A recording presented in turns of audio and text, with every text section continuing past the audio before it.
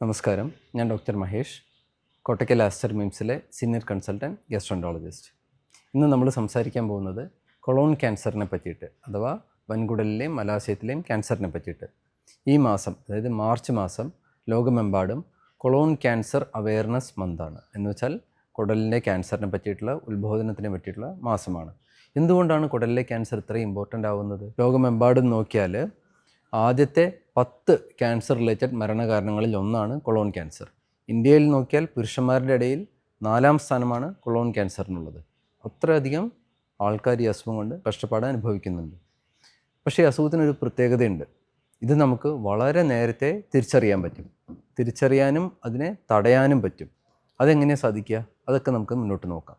അപ്പോൾ ആദ്യം ഈ കൊളോൺ ക്യാൻസർ എങ്ങനെയാണ് ഉണ്ടാവുന്നത്? ആർക്കൊക്കെ ഇത് ഉണ്ടാവുന്നത്? എല്ലാവർക്കും ഇത് ഉണ്ടാവുമോ? ഇല്ല, എല്ലാവർക്കും ഉണ്ടാവുന്നില്ല. വളരെ കുറച്ച് ആൾക്കാർക്ക് ഇത് ഉണ്ടാവുന്നുള്ളൂ. ഇത് ഉണ്ടാവാൻ ചില കാരണങ്ങളുണ്ട്. മിക്ക ആൾക്കാരിലും ഇത് ജനിതകപരമായിട്ടുള്ള ജീനുകളുടെ മ്യൂട്ടേഷൻസ്, ചില സ്പെസിഫിക് ജീനുകളുടെ APC എന്ന് പറയുന്ന ചില ജീനുകളുടെ മ്യൂട്ടേഷൻസ് കൊണ്ട് ഉണ്ടാവുന്നതാണ്. ഇനി ഇതല്ലാതെ നമ്മുടെ ജീവിതശൈലി കുറച്ചൊക്കെ ഇതിനെ ബാധിക്കും. ഉദാഹരണത്തിന് മദ്യം, പുകവലി, പ്രോസസ്ഡ് ഫുഡ്, അതായത് ഇപ്പോഴത്തെ ഒരുപാട് പ്രോസസ്സ് ചെയ്തിട്ടുള്ള ഫാറ്റ് റിച്ച് ആയിട്ടുള്ള ഫുഡ്, ഇതൊക്കെയാണ് ഇതിന് റിസ്ക് ഫാക്ടറായിട്ട് പറയുന്നത്. അതായത് ഇതൊക്കെ ഉപയോഗിക്കുന്നത് വൺ ഓഫ് ദ റീസൺസ് ആവാൻ സാധ്യതയുണ്ട്. ഇനി കൊളോൺ ക്യാൻസറിന് ഒരു വലിയ ഇമ്പോർട്ടൻസ് എന്താണെന്ന് വെച്ചാൽ, ഇത് ഒരു ദിവസം പെട്ടെന്നങ്ങ് ഉണ്ടാവുന്നതല്ല. ഇത് വളരെ ചെറിയ ചെറിയ ദശകളിൽ തുടങ്ങുന്നതാണ്. ഈ ദശകളിൽ നമ്മൾ പോളിപ്പ് എന്ന് പറയും. ഇങ്ങനത്തെ പോളിപ്പിൽ നിന്നും തുടങ്ങി മെല്ലെ മെല്ലെ മെല്ലെ വലുതായി അവസാനം അത് ക്യാൻസറായി മാറി തീരുക ചെയ്യുന്നത്. അപ്പോൾ നമുക്കൊരു ലീഡ് ടൈം, അതായത് നമുക്ക് ഈ പോളിപ്പ് ദശ അല്ലെങ്കിൽ ദശയുള്ള സ്റ്റേജ് നമുക്ക് നേരത്തെ കണ്ടുപിടിക്കാൻ കഴിഞ്ഞാൽ നമുക്ക് ഇത് ക്യാൻസറായി മാറുന്നതിനെ തടയാൻ പറ്റും. അതെങ്ങനെ അത് കണ്ടുപിടിക്കുക? അതിനാണ് കൊളോണോസ്കോപ്പി എന്ന് പറയുന്ന ടെസ്റ്റ് ഉള്ളത്. അപ്പോൾ വിദേശ രാജ്യങ്ങളിലൊക്കെ പോപ്പുലേഷൻ സ്ക്രീനിങ് എന്ന് പറയും. എന്ന് വെച്ചാൽ 50 വയസ്സിന് മുകളിലുള്ള ആൾക്കാരിൽ എല്ലാവർക്കും ഒരു ലക്ഷണം ഇല്ലെങ്കിൽ പോലും ഈ കൊളോണോസ്കോപ്പി ചെയ്യാൻ അവിടുത്തെ ഗവൺമെൻറ് സിസ്റ്റം മാൻഡേറ്റ് ചെയ്യുന്നുണ്ട്. നമ്മുടെ നാട്ടിലോ അങ്ങനെ ഒരു ഗവൺമെൻറ് മാൻഡേറ്റഡ് സിസ്റ്റം ഇല്ല.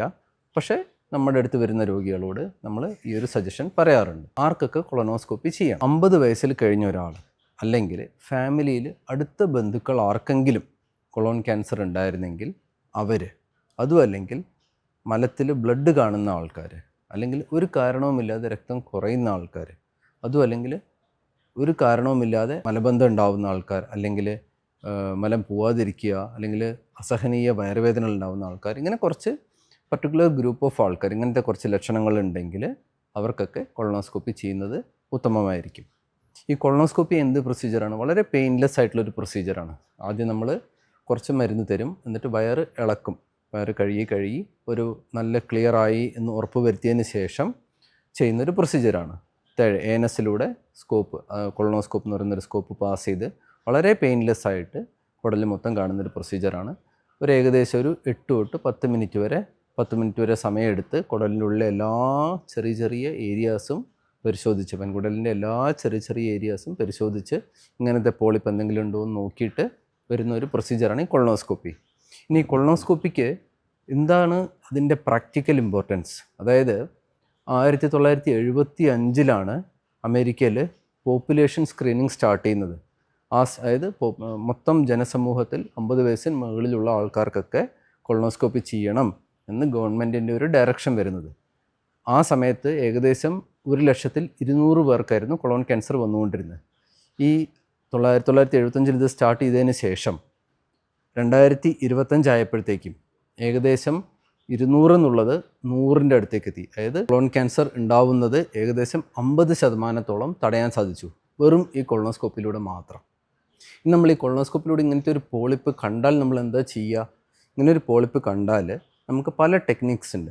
ചെറിയ പോളിപ്പുകൾ, 10 മില്ലിമീറ്ററോ അതിൽ താഴെയുള്ള പോളിപ്പുകൾ നമ്മൾ ഈ കൊളോണോസ്കോപ്പി ചെയ്യുന്നതിൻ്റെ ഒപ്പം തന്നെ അതിനെ റിമൂവ് ചെയ്ത് മാറ്റും. ഇതിലും വലിയ പോളിപ്പാണെങ്കിൽ നമുക്കതിനെ പോളിപ്പെക്ടമി എന്ന് പറയുന്നൊരു പ്രൊസീജിയർ ഉണ്ട്. ആ പ്രൊസീജിയറിലൂടെ സിമ്പിളായിട്ട് എടുത്ത് മാറ്റാൻ പറ്റും. ഇനി ചില സമയത്ത് നമ്മൾ വലിയ പോളിപ്പുകൾ കാണും, വളരെ വലിയ 3 സെൻറ്റിമീറ്റർ, 4 സെൻറ്റിമീറ്റർ, 5 സെൻറ്റിമീറ്ററൊക്കെ ഉള്ള പോളിപ്പുകൾ. അങ്ങനത്തെ പോളിപ്പുകൾക്ക് നമ്മൾ സർജറിൻ്റെ ആവശ്യമില്ല. അങ്ങനത്തെ പോളിപ്പുകൾക്ക് നമുക്ക് ആ പോളിപ്പിനെ അതിൻ്റെ താഴത്തെ ലെയർ പാളികളിൽ നിന്നും വിടർത്തി എടുത്തിട്ട് റിമൂവ് ചെയ്യുന്ന ടെക്നിക്സ് ഉണ്ട്. എൻഡോസ്കോപ്പിക് മ്യൂക്കോസൽ റിസെക്ഷൻ, EMR, അല്ലെങ്കിൽ endoscopic sub mucosal dissection, ESD എന്നിങ്ങനെ പറയുന്ന പല ടെക്നിക്സ് വഴി റിമൂവ് ചെയ്യാൻ സാധിക്കും. ഇപ്പോൾ കൊളോണോസ്കോപ്പി ഒരു ടെസ്റ്റ് മാത്രമല്ല, കൊളോണോസ്കോപ്പി ഒരു ചികിത്സയും കൂടിയാണ്.